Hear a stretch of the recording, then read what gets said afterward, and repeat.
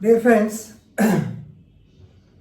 you may be seeing while instituting the civil suits under section 26 of the CPC, even though we in the prayer portion we apply maybe under section 26 of the Specific Relief Act, if at all under section 13 of the Hindu Marriage Act, like that. So many acts are there. We put the section of the concerned act CPC plus we advise you to put 151 CPC, even though that's why I told you while discussing about the pleadings. So plead the facts, don't plead the law. That means you can put any sections if there is any, because application of the law is the duty of the court. That's why I will advise you to add section 151 CPC in each and every case wherever you file the civil suit. Why? Because section 151 says about it gives inherent powers of the court. Inherent means existing powers. There is nothing extra. Inherent powers, and they are existing and inseparable from something. The court has got inherent powers. That means the powers which can be exercised by the court. Why? To do full and complete justice between the parties before it. So, Article 226, Article 227 for the High Courts, Article 32 for the Supreme Court, definitely it gives inherent powers. They have got inherent powers. So that's why court has got inherent powers. They can do anything, they can give any order. You cannot comment on that. That is the inherent power of inherent. So let us confine. So I will just tell you. Section 151 of the CPC tells about the inherent powers of the court, civil court. Section 482 CRPC tells you the inherent powers of the High Court in case of criminal procedure, in case of criminal offences. So why? Because to do the complete justice, under what circumstances they will use their inherent powers. Number one, when the circumstances are such that, number one, they use the powers to prevent the abuse of the process of the court. So abuse of the powers of the court, the abuse of the process of the court. So already there is a case law in this also. Naresh Sridhar versus State of Maharashtra, 1967. Right? Normally, this will be discussed not only 151 in CPC regarding that enlargement of time, right from section 148 to 153B, we can tell that they will deal with the inherent powers of the court.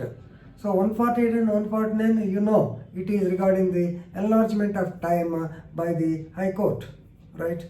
So section 151 CPC, let us go to the section. It preserves the inherent powers of the court.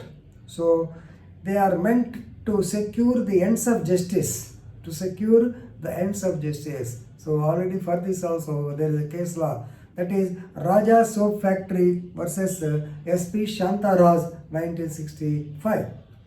Right? Please remember, definitely we all agree that the inherent powers of the court are very wide. They are very vast. They can do, but of course they are residuary in nature. That means when all the other powers in the supplied in the sections are exhausted, then only they will use the so-called inherent powers. Right? Normally, the court will use the powers conferred to them by the Code of Criminal Procedure or the Code of Civil Procedure.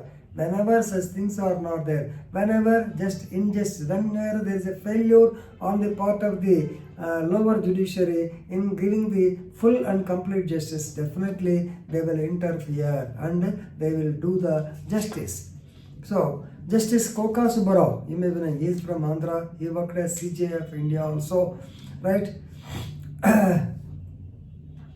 He, in the case of Ramchand and Sons Sugar Mills Private Limited versus Kanhailal Bhargav, 1966, he held that the inherent powers of the court are additional and they are complementary to the powers expressed in the CPC. Please remember, they are only complementary. They do not take away the powers given by the so-called CPC. The lower courts or the courts, they can use the powers, but of course the High Court can use the so-called inherent powers wherever necessary. But don't think that they will take away the powers of the CPC, right?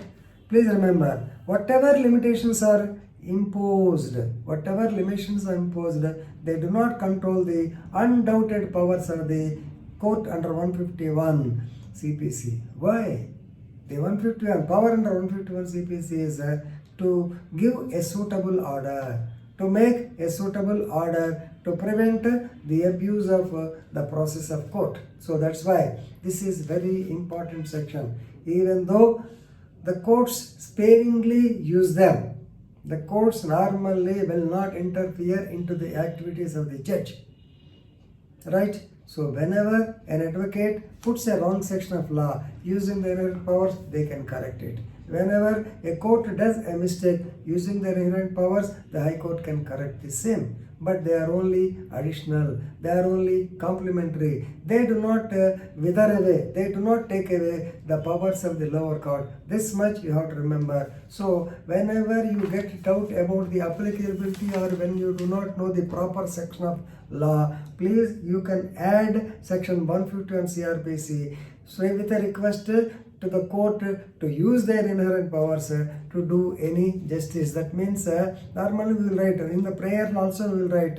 So normally to issue a decree, to issue a judgment and decree in our favor, to issue the costs or to pay the so-and-so costs or damages, all these things. Ultimately, using the inherent powers of the court to give the judgment which is deemed fit to fix by the Honorable Court. Any decision deemed fit to be fixed by the Honorable Court. That is nothing but using of the inherent powers of the court, right? With this, we are completing or we are putting a full stop for the CPC.